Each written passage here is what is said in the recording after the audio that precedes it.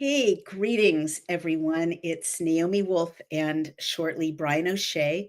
And we are here with our show in the Lair, Substack Live, and on all our platforms. We want to thank you for joining us, and it's exciting to be speaking with you. And this is a roundup of the past week with Brian and I just, sharing our views about it, drawing on our own experience bases, and sharing with you what we share with each other. So I chose one segment. Brian chose one segment, and there's a joint segment, which is the trip we just took to the United Kingdom. And I'll start with the segment that I chose. Obviously, this has been a week, more than a week, of horrible flash flooding in Texas and New Mexico. And we've been following the heartbreaking news. Over 100 people lost in floods, many structures destroyed. Our friends are tuning in. Hi, Autumn. In many houses destroyed, horrible scenes of whole homes just being swept downriver in floods that escalated by multiple feet in a matter of minutes. Some people are pointing out that this area has flash floods, and that's true. There have been severe floods in Texas, within the last 10 years. When I grew up in California, we knew that there were many desert areas that would suddenly have flash floods. You had to be very, very careful. They could come out of nowhere, hence the name flash floods. But also the extent of the intensity of this flooding seemed to other people watching this unfold to be somewhat unnatural or extreme. And then sure enough, not a surprise to me at all, because, I follow this issue. I've been following it since 2017, when I first started noticing weird trails overhead in New York City.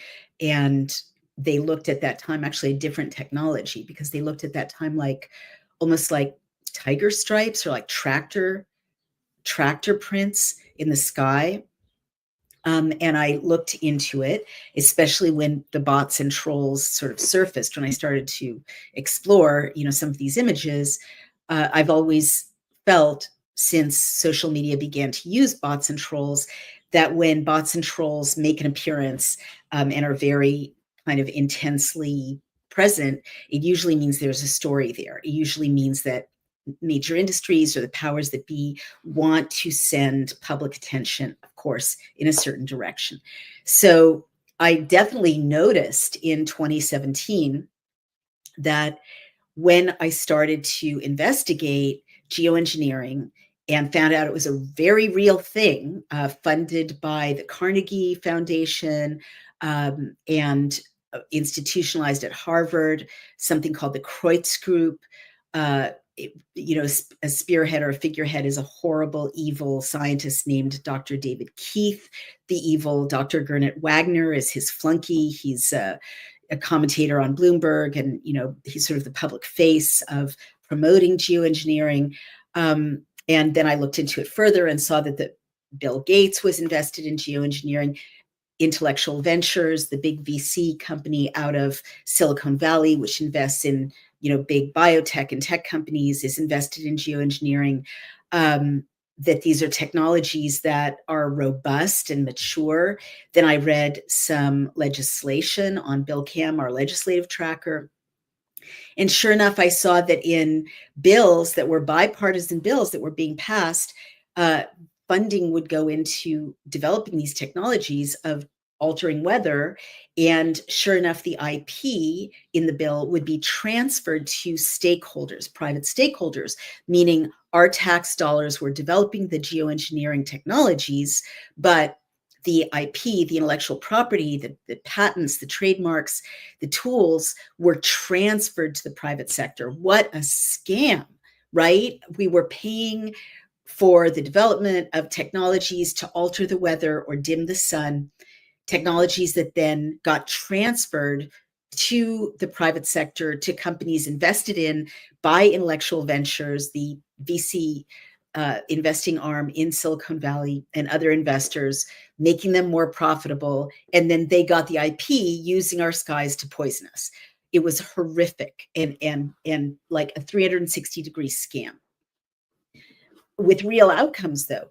And then in 2017, I'm just going back a little bit to give you background to tell you this is a real thing. I saw that Harvard was sponsoring David Keith launching a weather balloon to release sulfates into the atmosphere. And this was called ScopeX. And they were really going to do it. And then I looked further and found on a website that scrutinizes these projects, and there are geoengineering projects all over the world, that in fact they were going to launch this experiment from a Native American reservation. Why? Because it's illegal. It was illegal to launch it over Arizona, which is the location of this experiment. So they sent it up from a Native American reservation. Of course, Native American reservations are not subject to the laws of the United States. And bingo. I had people online, like devoted followers online on Twitter at that time, saying, I'm in Arizona. I haven't seen the sun for days. There's white haze blocking the sun. I've never seen anything like this. What's happening? It's killing my flowers. It's making my animals sick. Please, Gernot Wagner, David Keith, tell us, have you launched ScopeX? Is this ScopeX? Are these your sulfates in the sky over Arizona? And I literally had Gernot Wagner on X and Molly, you're probably out there, Molly, listening. Molly, one of my followers on X, this nice older lady in Arizona. And I'm like, Dr. Wagner, please tell Molly, answer her question. Are these your sulfates? Has ScopeX launched over Arizona? Is that your spraying that is blocking her sun, killing her flowers, making her animals sick? And of course he blocked me, but it was eerie. Like, that was a very eerie experience, because I saw firsthand from the non-interaction, the willingness of Dr. Gernot Wagner to dismiss, not answer a real ordinary person, really in Arizona, really under his flight path, really begging for information. What is this that she's breathing? What is this that her animals are breathing? What's killing her flowers? And he felt utterly capable with, he indicated that he had the complete right to simply ignore her and block me. And that was very chilling, because I think up until that time, I thought, well, these elites, have some accountability if people ask them real questions. And I saw in real time, no, there was no accountability. I did mobilize Harvard alumni to put pressure on Harvard to stop these experiments. And I think that there was some blowback from the Harvard alumni. A lot of them are very, oriented toward the environment.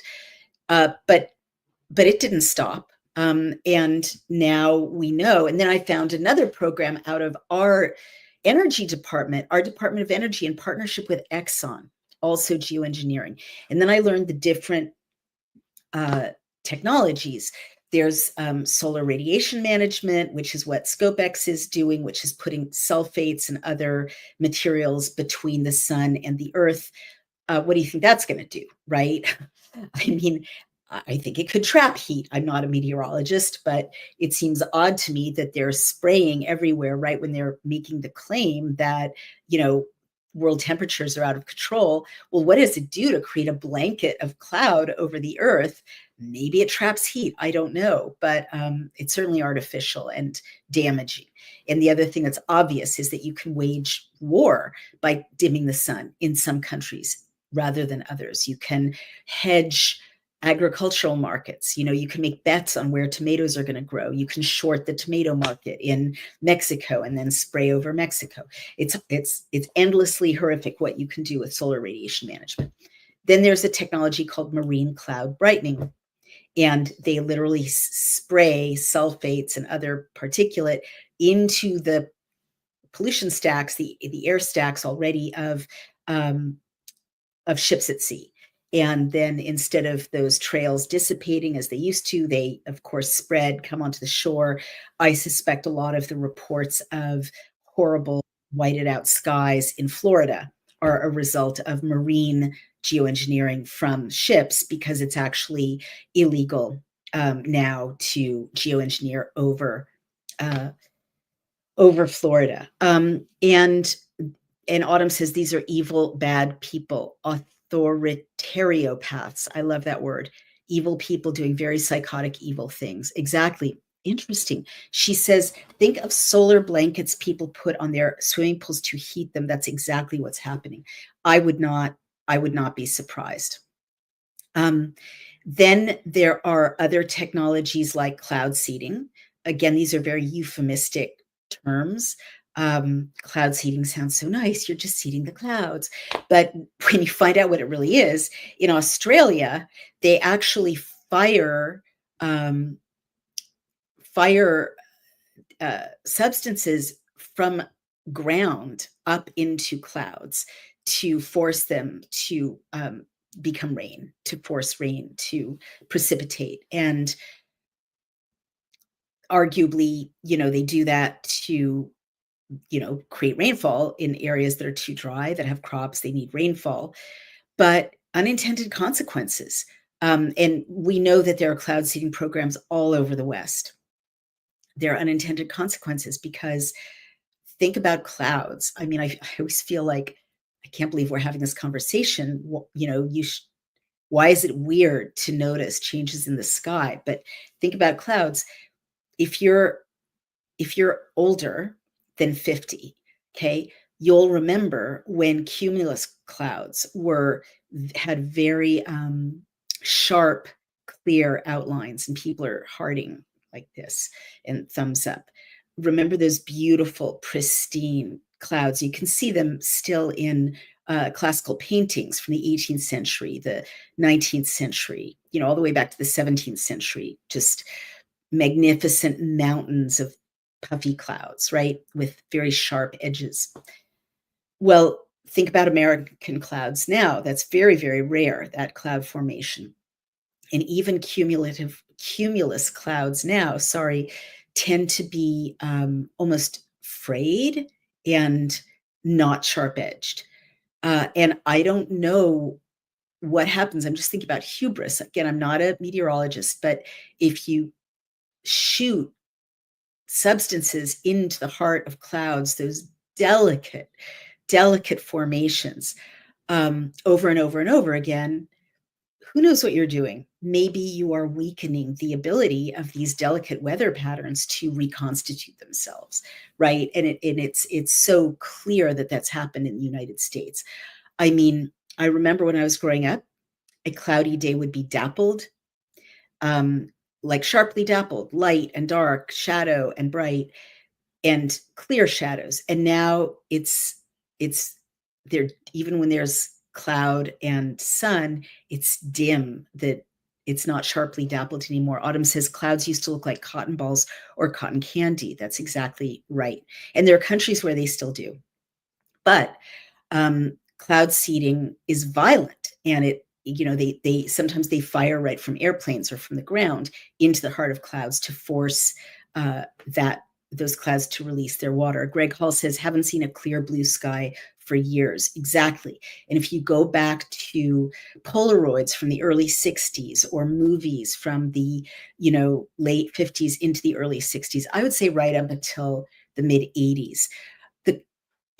I do this on true crime shows. It's very heartbreaking. You can see on true crime shows, they'll go back to archival footage of the same town from 40 years ago. And the sky is glowing, almost violet blue. It's so deeply blue, deep, intense, rich, sapphire blue. And the sun is golden. Well, now you see the same scene because they'll fast forward to the same town 40 years later. And of course, the sky, even when it's clear, is a milky, hazy, light blue, many shades different. And of course, the sun is silver. Who knows? I don't understand why the sun changed color. I'd love to have a meteorologist explain that to me. But the level of particulate in the sky is so dramatically changing what the sky looks like. And I'm sure that this affects human well-being. We can't see the heavens. We're not inspired by the majestic cloud formations, the depth of the blue. I mean, I remember just even on a clear blue day, looking up into the sky and feeling like you could see into space, right? In daylight. That is gone. And you don't know how much cloud seeding programs have done to destroy that. Lastly, wildfires, which used to be called forest fires. I found out that the cloud seeding programs and companies like PG&E, which is the West Coast electricity conglomerate, were engaging in cloud seeding, possibly so that they could fill the dams that then created power from dams, from water in the dams, hydroelectric power. PG&E was cloud seeding, and they were using alumina in their cloud seeding. Well, sure enough, alumina makes fires burn hotter. And in the same areas that keep having horrific fires in California, up and down, the Central Valley, down to Los Angeles, those are the same areas on a map that have been cloud seeded for years. So we're doing horrible things, and it's all, been legal, and it's right there in front of us. And I was very aware in 2017, 2018, as I was reporting on all of this, that there was a weatherman, a big weatherman out of Florida, and he seemed all day and all night to be available to say I was crazy. Like, he was a real person. I checked him. He had a real bio. He had a real show. And he would work on weekends, and he would work on Memorial Day and on Labor Day, saying I was crazy, crazy, crazy, crazy. And I thought, this is really interesting. This is his full-time job. Like, someone gave him a consultancy just to say it's crazy to look into geoengineering. And that, reaffirmed to me that this was a real story. Well, I will share my screen now and go to New Mexico flooding. And can you see that? Let me see. There we go. Can you see that? I'm mastering the technology. That's not such.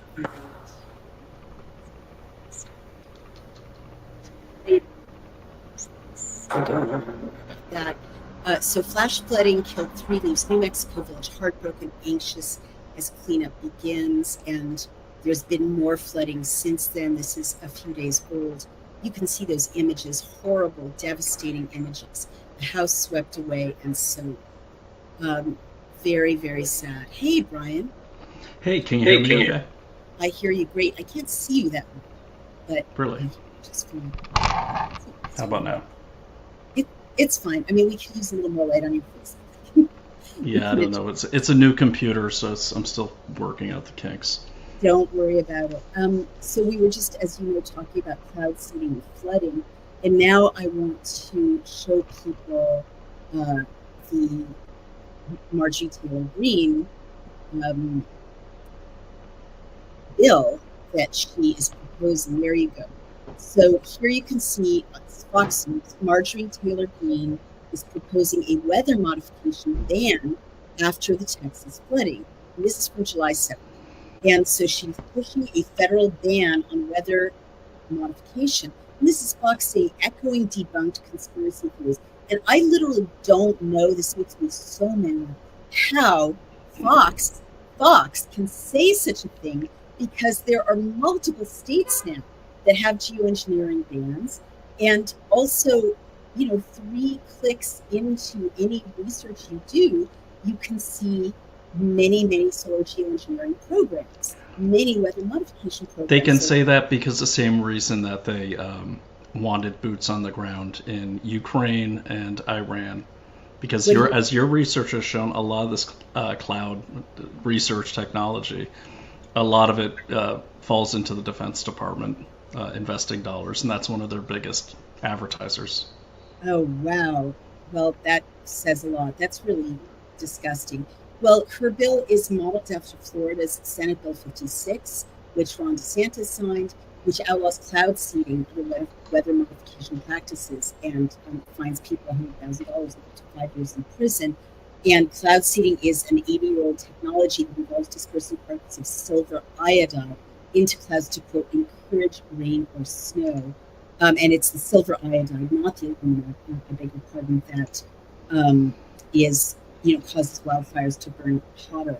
I wish that Marjorie Taylor Greene would post the actual bill or the draft bill, because I'd like to read it. But I just wanted to share with people that, that's a response to the speculation about what may have triggered these horrible floods in New Mexico and in Texas, or at least it made them better, or at least people are sick of seeing their skies wandering. And interestingly, a CEO of a rainmaking company has been making media rounds acknowledging that he was cloud seeding 2 days before the floods. Over to you, Brian O'Shea. So we're talking about cloud seeding, and did you mention the trip we just took? No, I was going to wait for the final segment for that. Okay. Because that's apparently the wedding we went to is a fake wedding of conspiracy theorists. The what is it? The Mail Online or Daily Mail covered the wedding we went to as a staged wedding. That's what they called it. Staged. Hosted by famous conspiracy theorists, and I was a little disappointed they didn't mention you. It's okay. No, and they used my photo without a credit. So, please ID who you're talking about, darling. Went to a wedding of who are the famous conspiracy theorists. Are we allowed to say, or should we do it? Oh no, it's all. I've been saying it over social media nonstop. Okay, so can you ID what we're talking about? Oh, I thought you were going to say it. Oh yeah, no, we went to the wedding of Lawrence Fox, who is a storied British actor, then turned by the media into conspiracy theorist for committing the original sin of advocating for free speech. So he's facing some heavy charges in the UK, which has become a 1984 hellscape, and in terms of censorship and everything. And I got to give this guy credit. He's a friend. I really get a lot of inspiration out of him. He wears like MAGA hats and hats making fun of Keir Starmer to the court cases. He's got a wonderful wife who stands by him nonstop. She's a true warrioress, and a circle of friends that are just always by his side and always by each other's side. And we've been really blessed to get to know them on the Stein at Sea cruise that we went on this past winter, where we met everyone in person except for Mark Stein. We knew him, and that's how we got acquainted with that whole circle over there. So, but yeah, so Lawrence Fox's and his wife Elizabeth's wedding. Yeah, and I'll just chime in there and say he is facing 2 trials, or charges, I should say, for 2 separate tweets that would definitely be First Amendment protected speech in the United States. But right now there are 12,000 people in Britain who have been arrested for tweets. And we definitely... Darling, I just want to say your mic is kind of going in and out a little bit. I don't know what to do about that, sweet. I would just move it closer. Sorry, perfect. We really felt that it was, like Stalin's Britain, or Starmer's Britain, in the sense that there's such bad censorship there. People are, one of the guests at the wedding, Alison Pearson, is a Telegraph, a commentator for the Telegraph, which is a major kind of upscale publication, kind of not a tablet, the opposite, sort of a higher end newspaper in Britain. And she's been covering the trial of Lucy Connolly. And I have that pulled up right here. I'm going to share my screen. And you can see this. This is the Guardian. This is another. And she didn't call for hotels housing asylum seekers to be set on fire. She didn't. And it's interesting that they don't put her whole tweet in context. She called for mass deportation now, which would definitely be First Amendment protected speech in the U.S. And she didn't say set fire to all the housing, all the hotels housing asylum seekers for all I care. I think the full tweet was, if they are set fire to, they could be set fire to for all I care. So she definitely did not call for violence. I mean, it wasn't, a polite thing to say, I suppose, but she wasn't calling for violence against human beings.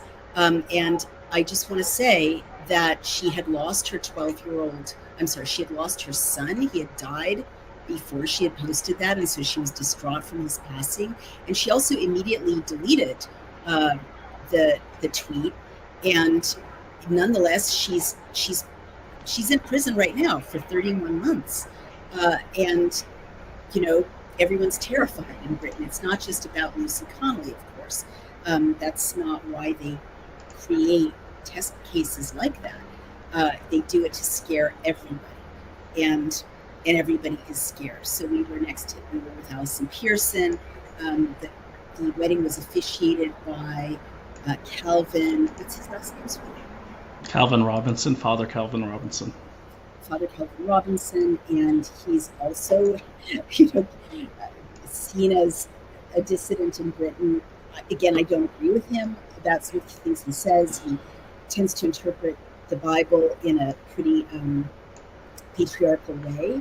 I agree with everything he says. Okay. Calvin, keep going, brother.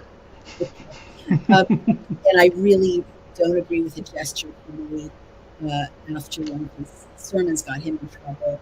I don't think. I don't think he. No, I'm going to jump in because I know what you're talking about, but literally, like, I went through after the media said that Elon Musk was throwing a Nazi salute and this person was. I literally found 100 different famous historical characters throwing the same salute, including Mother Teresa. So, you can, as a guy who, does surveillance and investigative work, if I go frame by frame through everything, I could shoot into a crowd and I could find a frame where someone's doing that, and I can mash those all together and say, oh my God, there's a crowd of Nazis in Salem, Massachusetts. So not to come down hard on you, dear wife, but if the legacy media says someone did something bad that's not on their own side, you have to really investigate it and put it in the context. Calvin was not throwing a Nazi salute. Okay. Well, I mean, the first thing I want to say, big picture, is that even this is First Amendment protected speech in the United States. And when I was little, I was very moved about the example of Jews, including descendants of people who died in the Holocaust. Oh, sorry, it's the neighbor. Hi, Gino. Okay, marching in. I was waving. That wasn't a salute. Oh, I get it. That's funny. Marching in Skokie, Illinois, to defend the rights of Nazis, American Nazis, to march in Skokie, Illinois. That's how important the First Amendment was, that you had to go to bat for the free speech of people you hated. And I really admired that. But I still, as a Jew and as a descendant of people who did die in those ovens, I don't think this is helpful. I don't think it's necessary. I don't think the joke was funny just there. It wasn't a joke. Seriously, someone can take you out of context right now from this video and say, oh my God, Naomi's throwing Nazi salutes for some cult called the Lair on her channel. That's the thing. It's I think if we give these kind of things that attention, that's exactly what the legacy media wants. And once it's said, especially with stuff regarding Nazis or pedophilia or anything, once you're accused of that, it doesn't go away.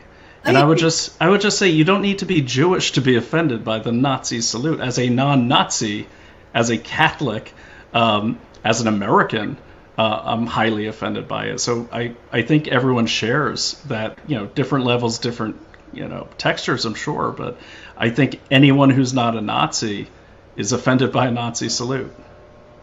Yeah, but I love Father Calvin. That's the right way to describe him. he did make that gesture after, and in kind of quoting Elon Musk's gesture. And Elon Musk did it twice. And I just don't, I guess what I'm trying to say is it's not. Elon Musk was throwing his heart. What they cut out was the part where you take this and you throw it. The same thing Macron did the week before, but the legacy media didn't cover that because, of course, Macron was not on the side of Donald Trump. All of these accusations in the last 6 years are 2 degrees separated from Donald Trump or 1. I mean, that's all I'm saying. I doubt it, but I'm just saying, given how, like, anyone with any knowledge of history would know that's. I have lots of knowledge of history. Maybe I'm not saying you don't. Would know. What does that salute mean? Would know that. Originally, what does that salute mean? You're going to say it was a Roman. Mm-hmm. Okay, but. And why is the hand open? Ballet? I don't have a weapon. I don't have a weapon. It's actually, if you think about, I'm not highlighting it. The Nazis, they tend to steal things from history. Like the swastika, if you turn it around, means creation in the direction they have it flowing, and it comes from, I believe, the Far East. You'd see, you go to South Korea, you see things that look like swastikas all over the place, but it's going a different way. It means creation. They turned it around to have it mean destruction. So, and there's so many things that people don't even know that the Nazis kind of appropriated, historical things they appropriated. And I feel bad for anyone that stumbles onto those things in the course of doing a performance or something, because if they have enemies in the media, they can be like, oh my God, look, he's eating a cruller. Hitler ate crullers. He must be a Nazi. So respectfully, darling, if I may, the filtering of Roman iconography to the Nazis went through Mussolini, who appropriated things like fascism itself comes from the Roman symbol of fasces, which are wheat sheaves bound together. And I'm sure that they, took the Nazi salute from Roman gestures. That doesn't matter to the point I'm trying to make, maybe, which is in a robust democracy, I think that even though the Nazis appropriated from Romans, it's still a Nazi salute, right? And it still has all of that baggage. And so rather than, wait, let me finish. This is in the Lair. You got to let me finish. Then it's your turn. She's in her own lair right now because we had an argument before the show. So I took all the time to set up in the living room here, and then she's in the other lair, and then she told me my lair looked messy. You do your lair, I'll do my lair.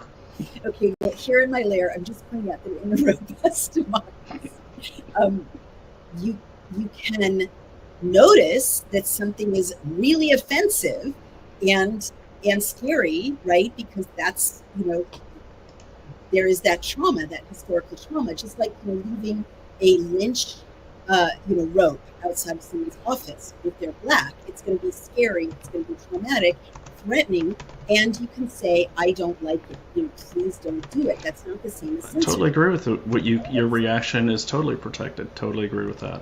Okay. But I'm saying, for instance, in the case of Calvin, our friend Calvin, which this came up in, I've got to ask, have you talked to him about it? Well, I didn't think the wedding was an appropriate place to talk to him. But yes, I did, because I saw him before the wedding, and he had already gotten in trouble for this. And I'm like, speaking as a Jewish person, it's not necessary. I don't like it. I don't think people who are telling you they don't like it are extreme or out of control. Just, it's like, he's biracial. I wouldn't hold up a lynch rope in front of him. Like, being in a positive, constructive civil society, you respect other people. You don't go out of your way to invoke historical trauma. Really? You better talk to Steven Spielberg about that. Seriously. I don't even get it. What do you mean? Oh, haven't you ever seen Close Encounters? Yes. Yeah, they had the space Nazi in that one. Check it out. Oh, what? Oh, there he is. Look at that. They have Nazis in space. It's not Look at them, and they're just going with it. All those Steven Spielberg's Jewish friends are just going with it, going, "Oh my God, we brought in a Nazi." This is more. Look at him go! Look at him go! Boom. Okay, you made your point. Do I tap out, Naomi? Tap out. Maybe you should tap out, sweetheart. You're gonna Me? anti. I'm right. No, baby, I don't think you're right. I don't think you're right. It's like What am I wrong about? I can't say for sure what that ET is really up to, A. And B, honestly, like we're laughing, but some things aren't funny. Like if you really live in a robust, free society and you know other people's history, I wouldn't make a joke about lynchings. I wouldn't. I wouldn't make a joke about, slavery. I wouldn't make a joke about the Holocaust. I wouldn't. And I will defend it as your right to make horrible, inappropriate, racist, anti-Semitic jokes. But, I would not want to live in a society in which you couldn't make those jokes. And for sure, Britain is suffering because people are so scared of what might come out of their mouths. But at the same time, I think we can have some respect for one another as Americans or people in any society that's pluralistic and say, hey, that was a horrible joke, or I thought that was too far. Like, I thought it was too far. That's all. I can say that. It was insensitive. Aren't I allowed to say that? Yeah, no one's arguing that you're allowed or not allowed to say it. But I just feel like that particular gesture is so problematic because, I mean, like, it's being funny, but it's making a point. I could wave to my neighbor, and if someone takes that out of context in a snapshot, if you videotape anyone on the street who might run into friends and go frame by frame, you can take that out of context and slap it onto, a newspaper and say, this is a Nazi salute, and you are totally within your rights to say, I'm offended by that. But I think rights have responsibilities, and if you're going to say you're offended by that, I would hope that you would have reached out to the person accused of throwing that salute and saying, hey, do you actually throw a Nazi salute, or were you actually playing, handball and someone took a picture out of context of you? That's all. I hear you. I always bring things up with people if I can, directly. Well, changing the subject really quickly, I just got to point this out, and then I'll get on my subject, everyone, I promise, and I'm really sorry I'm late. Thanks for bearing with me. But speaking of Nazis, like, seriously, this is our former national security advisor. This is uncanny. I put this together a while back. I've been researching Jake Sullivan for a while, who totally works for the Chinese Communist Party, by the way, so he's probably not a Nazi. He's probably just a really evil Marxist. But this is like one of the top Nazi prison guards alongside Jake Sullivan's image. Watch this. Oh my God. Right? Oh my God. Can you watch that? Yeah, isn't that uncanny? Let me see. I don't think Jake Sullivan is going to like this segment. I don't care. But that is weird. That is really, really, really, really pretty weird, baby. Wow. Right? Yeah. I mean, maybe there's just a small gene pool in Europe and they're just running out of faces, but I'm not trying to say all white people look alike. What was that? I'm not trying to say all white people look alike. Okay.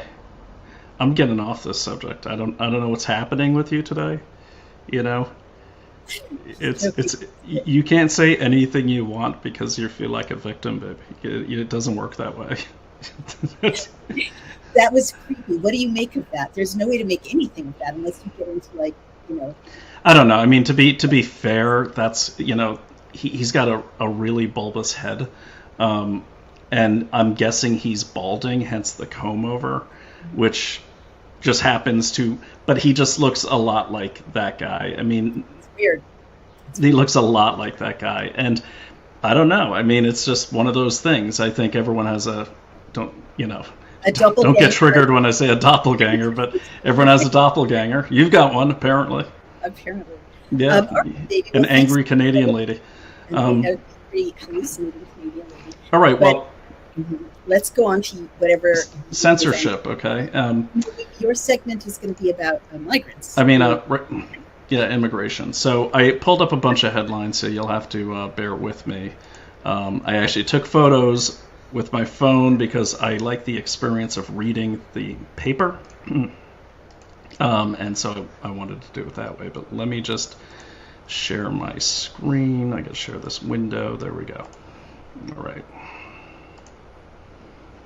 All right. So the first headline that I caught, just want to say that in training, AI to do surgery, please don't have AI do surgery on me. Apparently, it took out a gallbladder by accident in training. So I would say, if these things can't even drive their own cars yet, because they can't, let's not have them doing surgery. They were supposed to take out something other than the gallbladder? Let me enlarge this for you. So, all right. So, robot trained using ChatGPT software has performed a real operation. You can tell this is the New York Post. Real op to remove part of a gallbladder after watching videos and chatting to surgeons. But they, one of the problems they talk about is the language. Like, grab the gallbladder head. Oh dear. What if it doesn't hear gallbladder and grabs your head?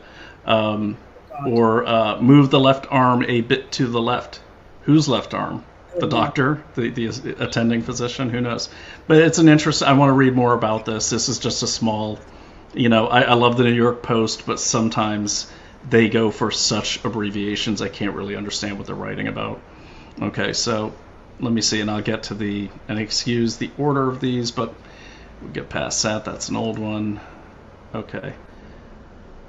Get past that. Okay, so to put it in context, this is the danger of illegal immigration or really lax legal immigration policy. They just discovered in Ohio a man who was like the planner for the Rwandan genocide, living there, sending his kids to school, great neighbor. I want to point this out because one of the main arguments the pro-illegal immigration advocates make is like, but he's been here so long and he pays his taxes and he's so nice. I bet he is nice. He doesn't want to go to jail or get sent back to Rwanda to get butchered by his own victims. So I just wanted to point that out. That was also in the Post as well.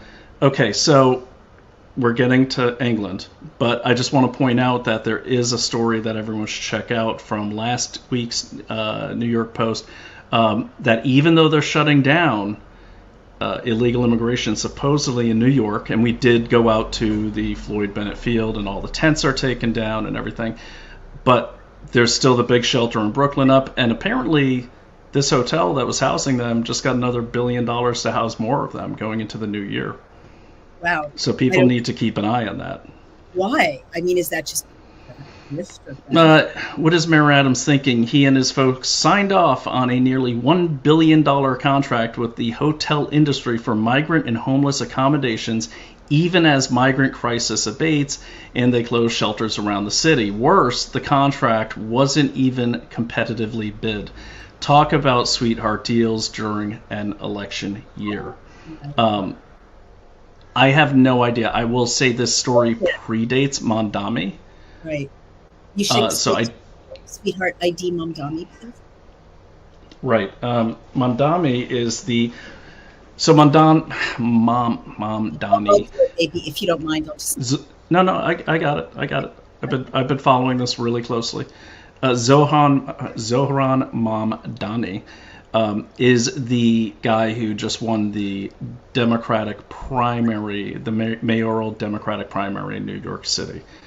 He is not a member, but he adheres to the principles, or he's part of an extreme Shiite sect, by his own admission, called the Twelvers. The Twelvers is the same sect of Shiite Islam that were all the people during the Iranian 1979 hostage crisis and revolution. They were all Twelvers. These are extreme people. what's interesting too is that he's backed by Working Families Party, which is openly socialist political party in New York City, and backed by pretty much every socialist organization you can think of. Like, this guy is, if he is a flame and socialists are moths and communists are moths, they just. But a couple things I want to point out.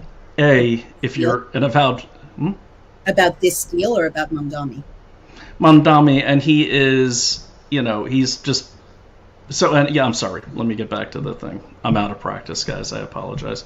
So, Mamdani, now, what's his, Mayor Adams is running as an independent against Mamdani. Why would he pen this deal? Why would he have this deal?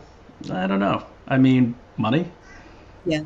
So maybe the hospitality industry gave him some big donations so he can run again for mayor, and they get this deal of $1 billion for housing. Well, I don't know. I mean, I think it might have just been money, for the sense of getting money, because, again, this predates the Mamdani thing.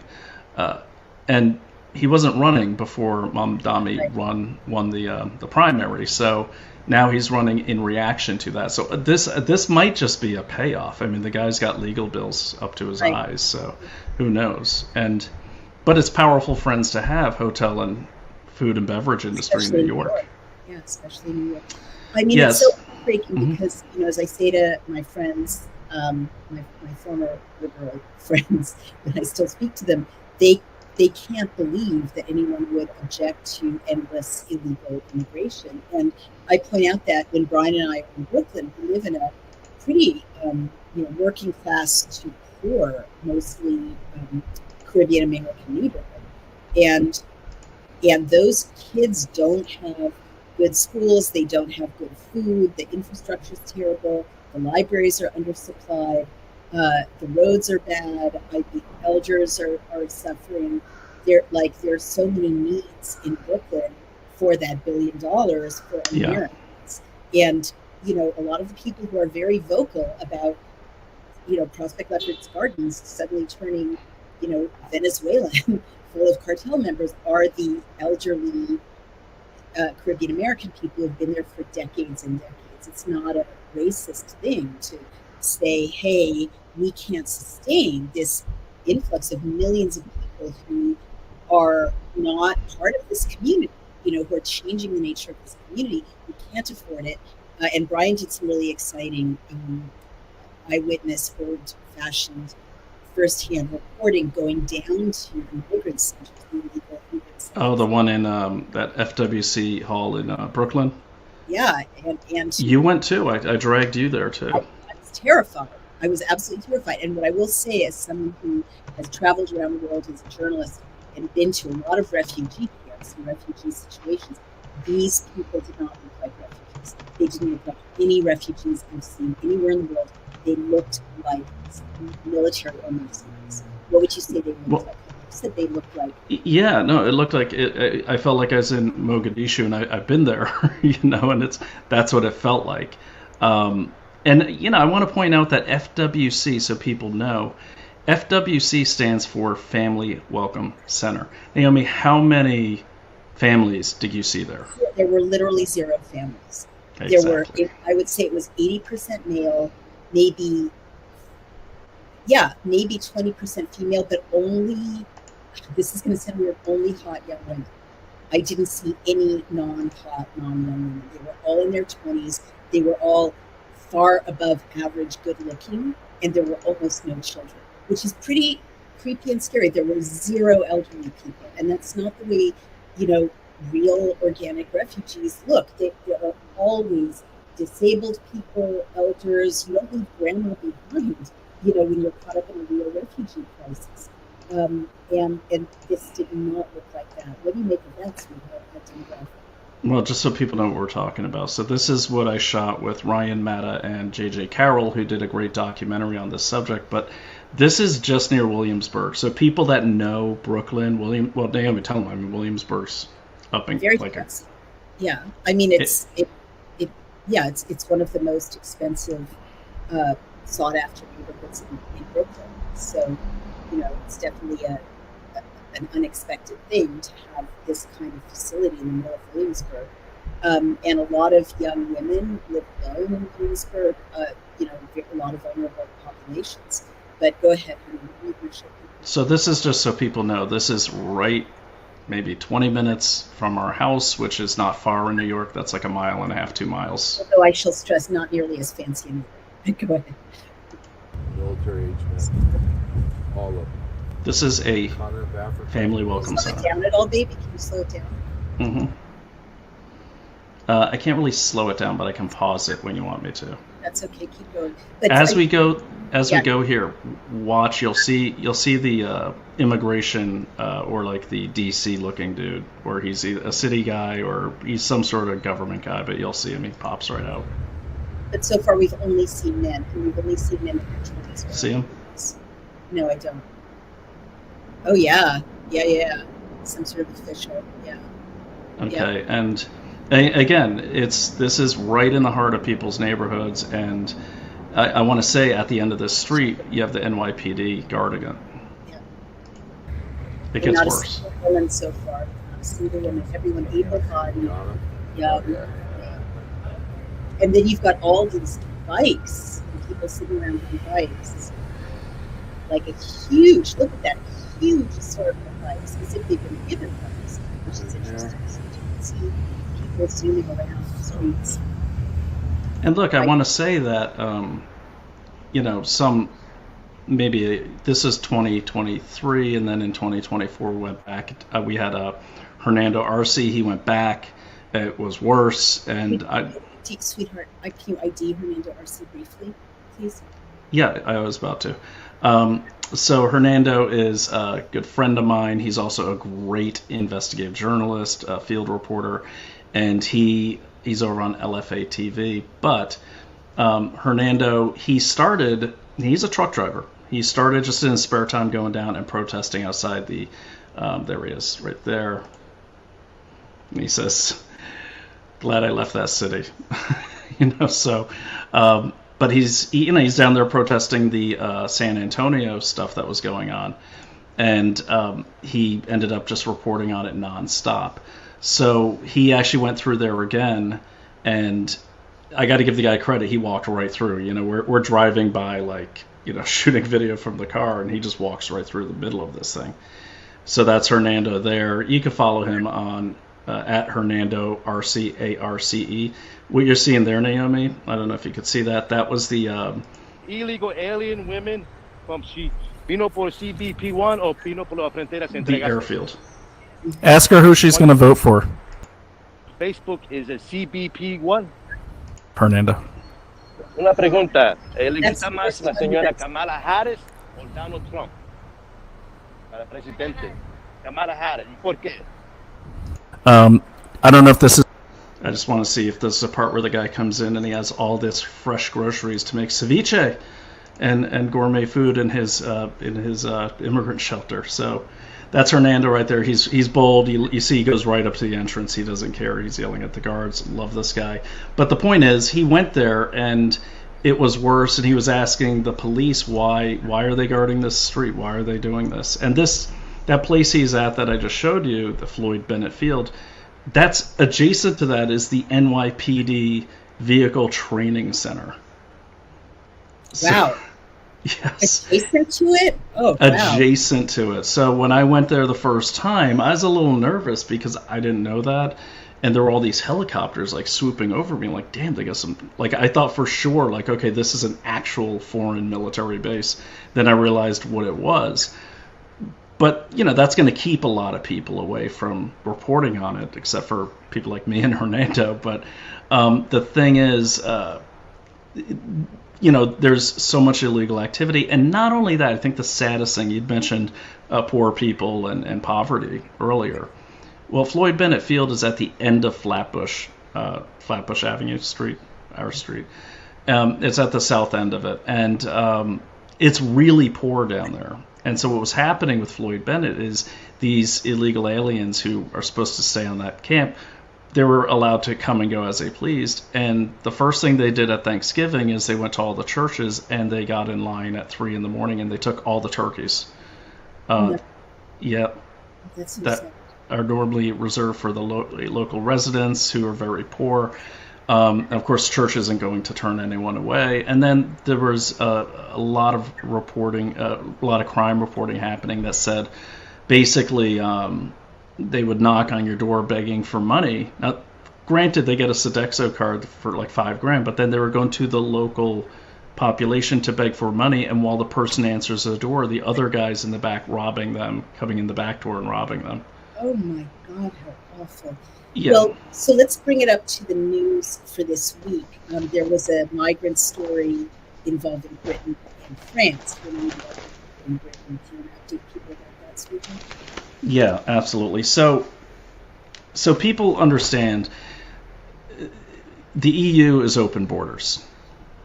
And I know you all know this, but the UK is no longer part of the EU, at least on paper, ever since something called Brexit. What's been happening is the UK has had just record number crossings of the English Channel by illegal aliens into Great Britain. The last 6 months marked their highest ever. Now, at first, I was thinking like, wow, that's quite a journey from, Africa or Somalia, and I was thinking, wow, maybe they earned it if they made it all that way. But then what I realized was they're not coming from Somalia; they're coming from France. Oh wow!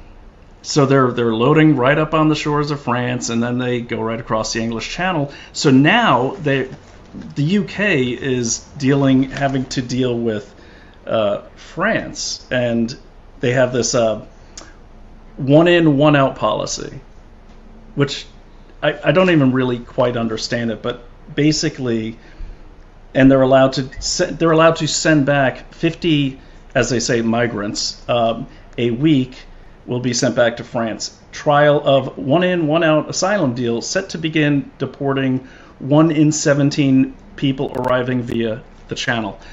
Here's my stance on that. Keir Starmer, I know you were born with a pair. You might want to reach down and grab them because, that's your shores. That's your country. Just stop the boats. You don't have to ask France's permission to just stop the boats. Now, I know people pop and say, oh, no, but France, they started cutting the boats. No, that was all performative. So what happened last week, right before Macron showed up at the UK this past week while we were there, they did this big show of the French police storming down to the shore and hacking up a boat, and it was totally staged because that's not even the part that they launched from. The cameraman had a great angle, but they show the French police cutting up the boats. This was on July 4th.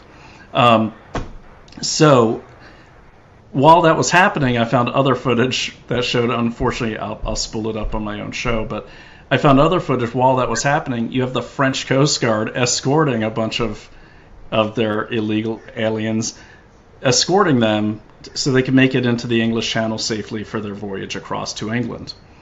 So the thing is, for some reason, France is just letting it happen, in my opinion, and now playing on the fact that they know Starmer and most of the parliament are a bunch of,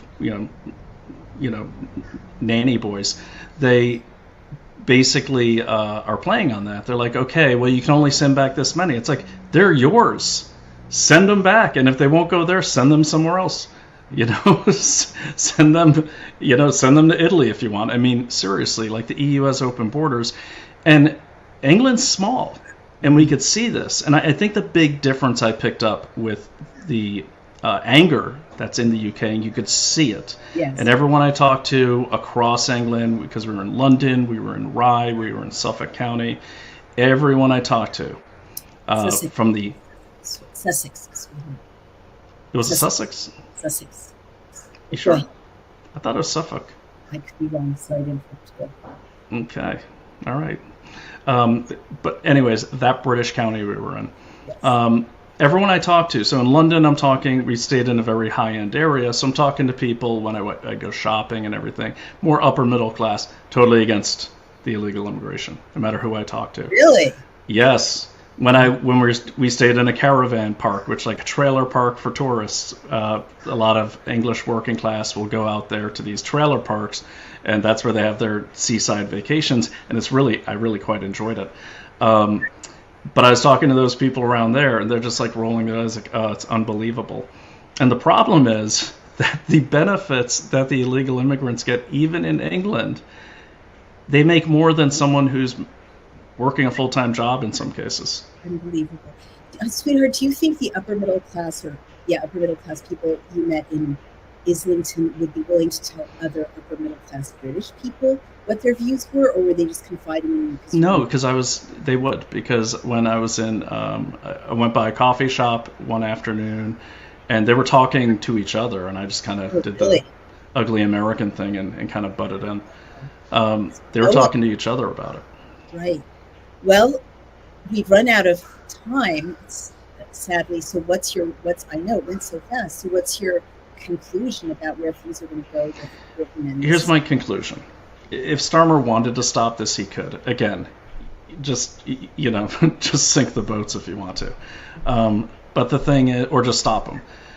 But the thing is, he's letting them in, and the fact that so many want to come in to the UK of all places. I mean, Europe's a big place, but why make the journey all the way to the EU and keep going to the UK? It just doesn't make sense unless it's being encouraged, and that tells me there are financial incentives for them to come in. The Brits they don't force the construction companies to do background checks on subcontractors. And then, of course, the biggest employer of these illegal immigrants are the food and beverage industry. So you saw it, Naomi, all of the Uber Eats. Yep. And so they're driving that, and we know that's the case because if you go to the Tent Partnership or tent.org, it is on their webpage. They have a partnership with the U.S. State Department and several other countries. This is being encouraged, and it's being driven by the kind of like the food, beverage, tourist industry because it's cheap labor. It always comes down to money. So exactly. Where's it going to go, and why does it matter? I think is a better question. Why people ask me, why do you care? Why do we care what's happening in the UK? Screw them. They're making the bed they're sleeping in the bed they made. Well, here's the thing. It's easier, and I could be wrong, but I'm guessing it's probably easier to get into the United States, to immigrate to the United States if you're from the EU or from the UK. Well, the thing is, by the time 6 months goes by in the EU, they're citizens.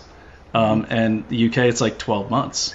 Yeah. So who's really going to be coming in? It's a hell of a lot easier to get like a working or a student visa if you are from the EU or the UK to come into the United States. So if you flood the EU with illegal immigrants, a lot of people from countries that I would consider our enemies, 12 months is not a long time for them to filter into our country through legal means, which means then we can't even get rid of these enemy combatants that are taking position all across our country.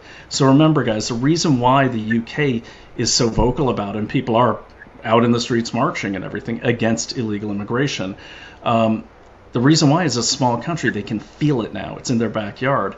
And I would say to all Americans, this is not over. It's slowed down, and they've done a good job under the Trump administration stopping border crossings down south, but they're still happening up north.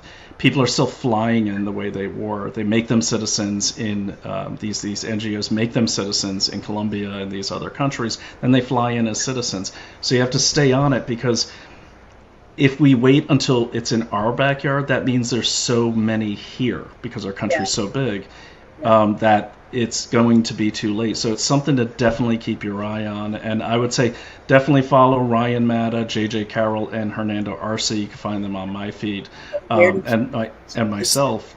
We have to go. Where can people find you?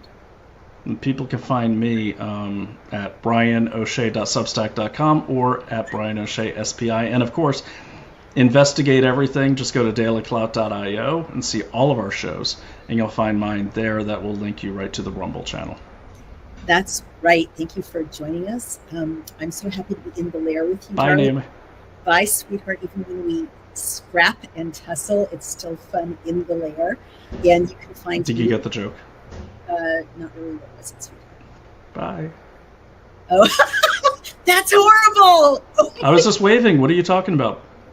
that's the worst. Okay. And you waved back. Terrible. Oh my gosh. So, and I am at Naomi R. Wolf on X, and you can find me also on Daily Clout and on Substack. I'm outspoken. We're on Substack Live every Friday at noon in the Lair, and also please support Watch our those hands. What's sweetheart? Watch those hands. You see? Please support our sponsors at getnativepath.com/Daily Clout. And it's so good. And you really want to support them. And of course, the wellness company at twc.com/Daily Clout. And Absolutely. thank you so much. And we'll see you next Friday. Take care. See you next Friday. Bye. Thanks, sweetie.